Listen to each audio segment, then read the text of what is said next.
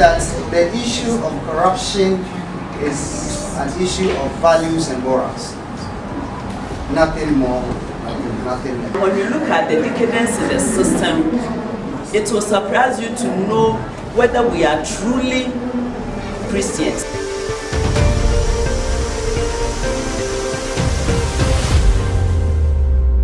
Normally, when we start talking about corruption, everybody starts thinking about high-level corruption.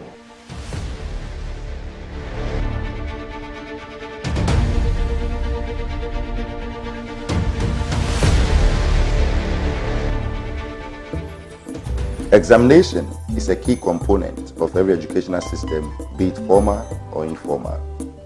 It is a method to measure the knowledge acquired by students over a period of time. Longman Dictionary simply defines exams as a written or spoken test of knowledge.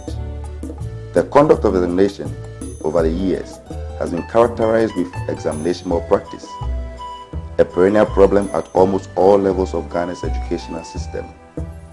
Statistics from the West Africa Examination Council, WAEC Ghana, says that between the year 2006 and 2017, Ghana constantly records various instances of exams malpractices at an average of 3.51%. In 2017, the year before the commencement of this project, 13,793 out of the 287,353 candidates that sat for the WASI were involved in examination malpractices. WAEC defines examination malpractice as any form of deliberate cheating in examinations which provides one or more candidates with an unfair advantage, or acts that impugn the integrity of an examination and its procedures. Examination malpractice is a form of corruption. In fact, corruption and examination malpractice are intertwined, inseparable, and are symbiotically related. Exam malpractice can be said to be the training grounds for grand corruption. Corruption has been a bane to the development of Ghana for ages. There has been an upsurge of this in recent times, and this has been an integral part of Ghana's socio-economic and political discourse. What does the General Secretary of the Christian Council say about corruption? Corruption is a big issue in our dear nation Ghana, and in fact across Africa, but I can only speak for Ghana. It has eaten into the fabric of our society. There's corruption everywhere. Government agencies, non-governmental organizations, civil society groups, as well as faith-based organizations and individuals are justifiably concerned about the upsurge of corruption and are all contributing to the fight on various fronts. However, there seem to be concentrated efforts to the fight at the top. According to Madam Joyce Lakusteiner, the Director of Programs and Advocacy at the Christian Council, there needs to be another approach to the fight. Nobody wants to find out how somebody builds up a bad habit or a good habit and what effects that has on the individual later on in life. Sometimes you do things that you think is nothing, but will have an effect on you later in life where you don't have your value systems right. If in the view of the Council, issues of corruption are issues of morals and principle decadence, what then, in its view, should be the focus of the fight against corruption? The best place to start is with people who are now being formed. And we must inculcate into them some of the values that we want to see in our society.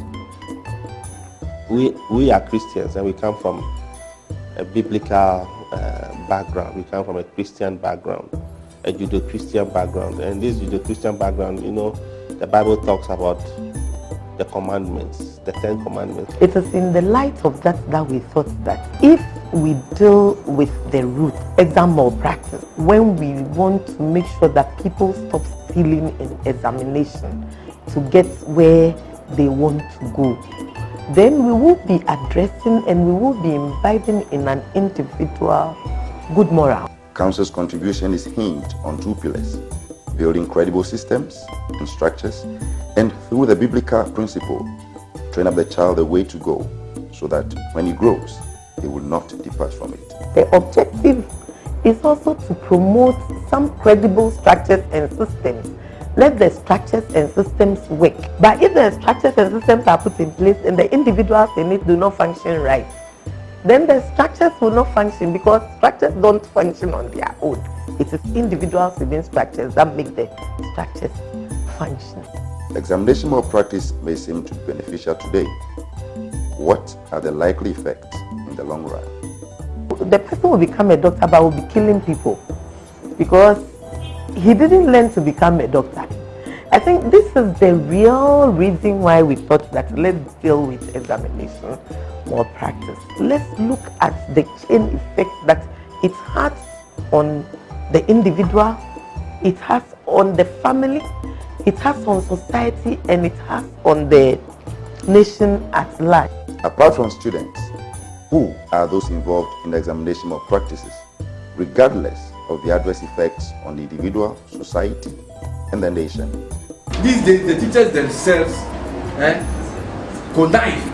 They form WhatsApp groups, and when the things are snapped, they quickly solve the thing and send them back to the candidates.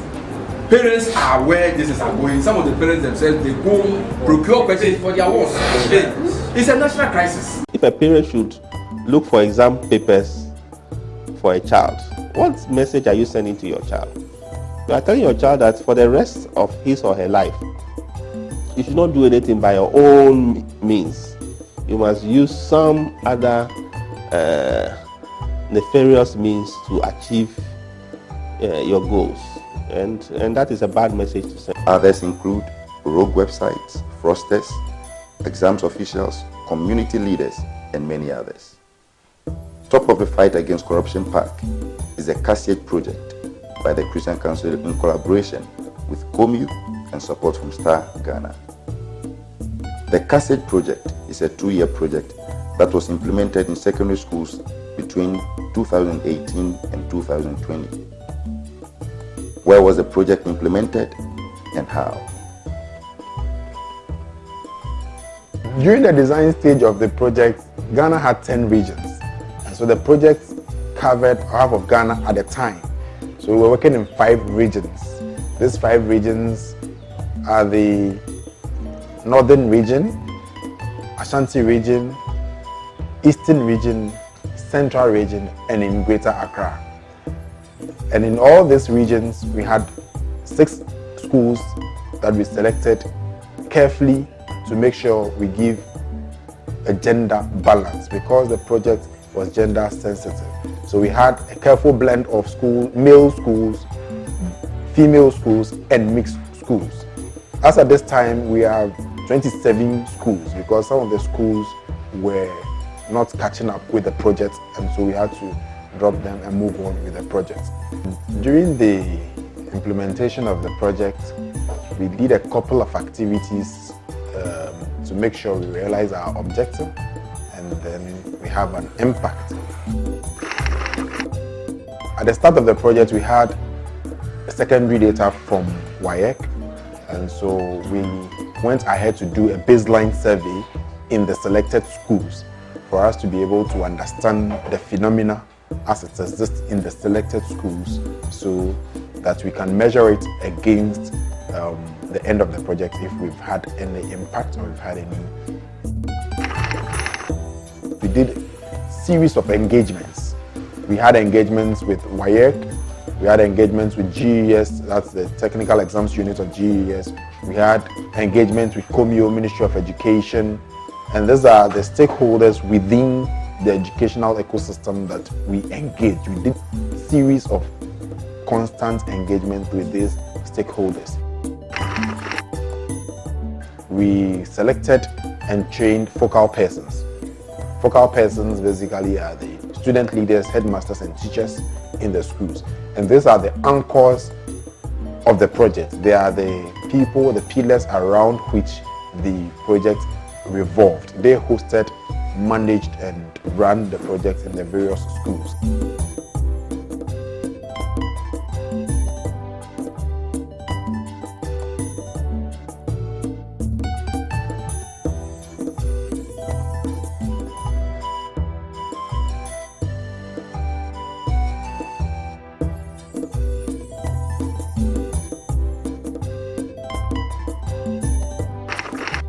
organized essay competitions for students to write on corruption, to write on examination malpractice and related issues. We organized symposium for students, for them to have a knowledge about examination malpractice, its effects, the rules of engagement when it comes to WAEC.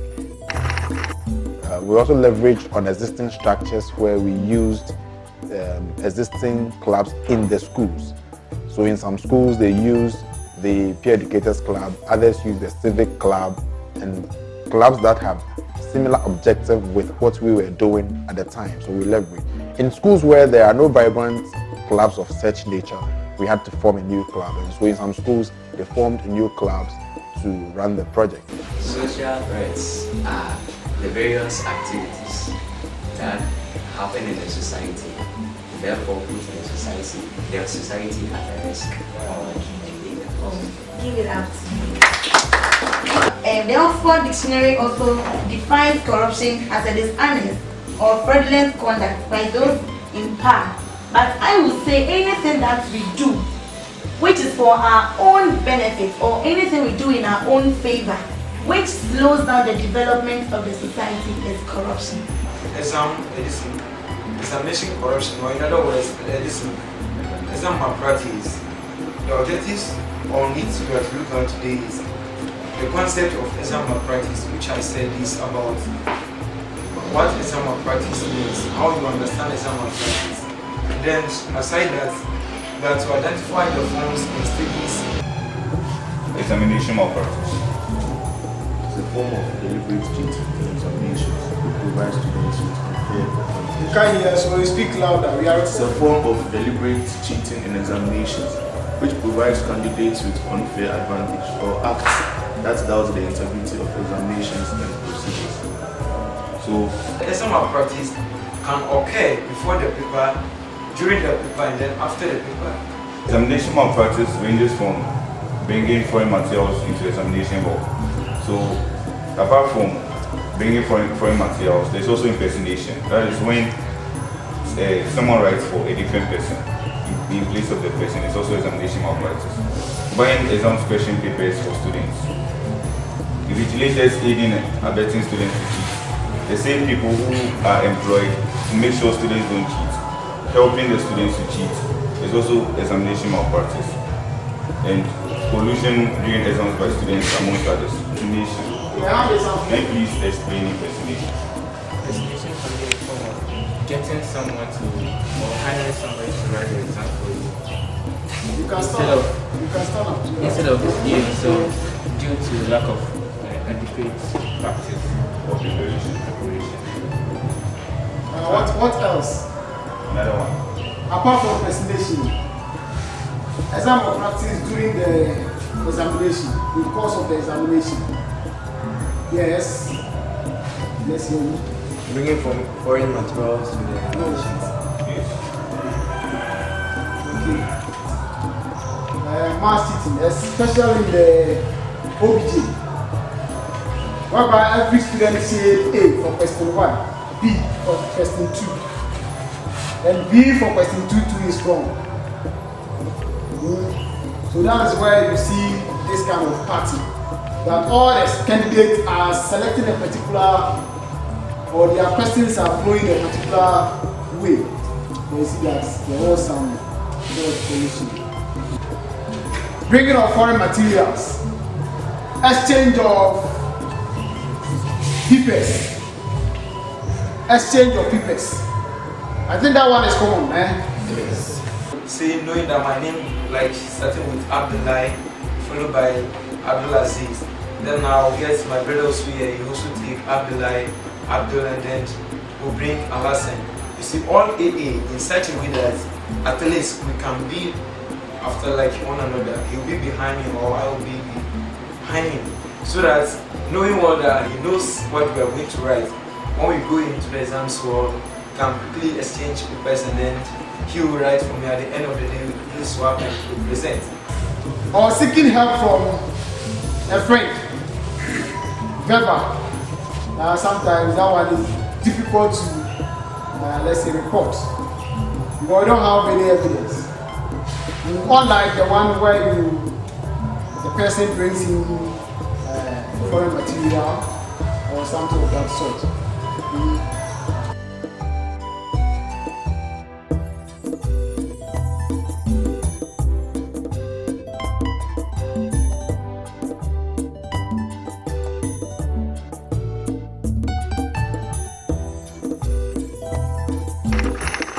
The project also developed training manuals that were used during the club meetings.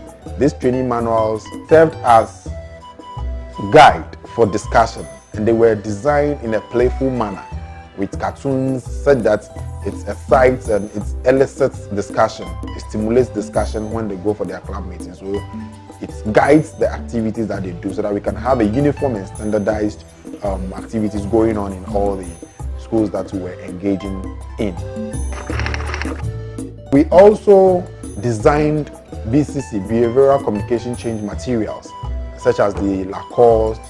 We had newsletters that we were sending to the schools on a regular basis for them to constantly engage all the people outside the club with behavioral communication change messages.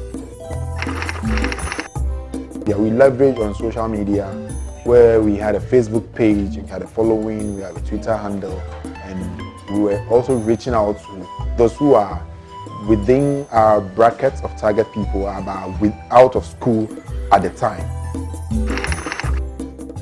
My name is Dorigin Enayosa, and I'm the Anti-Corruption Club President for Kumasi Girls Senior High School. We can attest to the fact that the impact is being done. Students are really getting the message. They are getting the effects of examination more practice.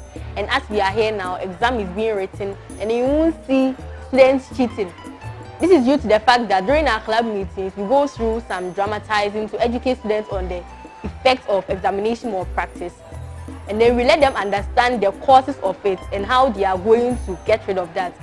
And we also help with education through making of posters which we paste around, and as students go by, they read and understand that examination more practice really has effects. My name is Sofian Alassan, Head of Business Department, President Senior High, and also the focal person for Classic Club. Since we brought the program, there has been tremendous improvement. So a lot of the students are no longer involving themselves with exam malpractice because of the education they have had from the club. My name is Nebelmen Sandawi, the Vice President of Peer Motivators in Winneba Secondary School. I own my work. I own my work because when the Christian Council of Ghana introduced anti-corruption or anti-examination malpractice, I try to do my own work, so I can boldly say I own my work now. After this 2-year period, what does Ms. Salome Kaditete, project coordinator, have to share on some of the achievements of the project? The project has trained over 100 teachers and students and built their capacities to be focal persons and student leaders to man club activities in the schools. Because of our campaign against examination malpractices in the school, first time in the school's examination history, it recorded 5% of examination malpractice last year. In the 2018-2019 academic term, around the Zema exams, as against 20% of examination malpractice in the school. This year so far, we recorded 0% of examination malpractice during examination. Let's clap for this one. This was because we have managed to include all teachers in the campaign, where every teacher seeks to read that no student cheats in his or her exam.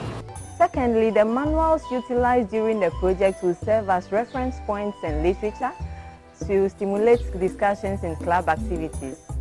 Also, over 8,000 students have been engaged directly to be campaigners against examination malpractice. The students have also been empowered to engage school authorities to bring about systemic and structural changes to curb examination malpractices. After the series of engagements, some workable policies were arrived at and communicated to the various stakeholders for further engagement and implementation. Some of these policies include the amendment of Article 778, which has to do with the building of synergy in the educational sector. Another is the publication of league tables of schools that engage in examination malpractices, just as it is done for schools that do well in examinations.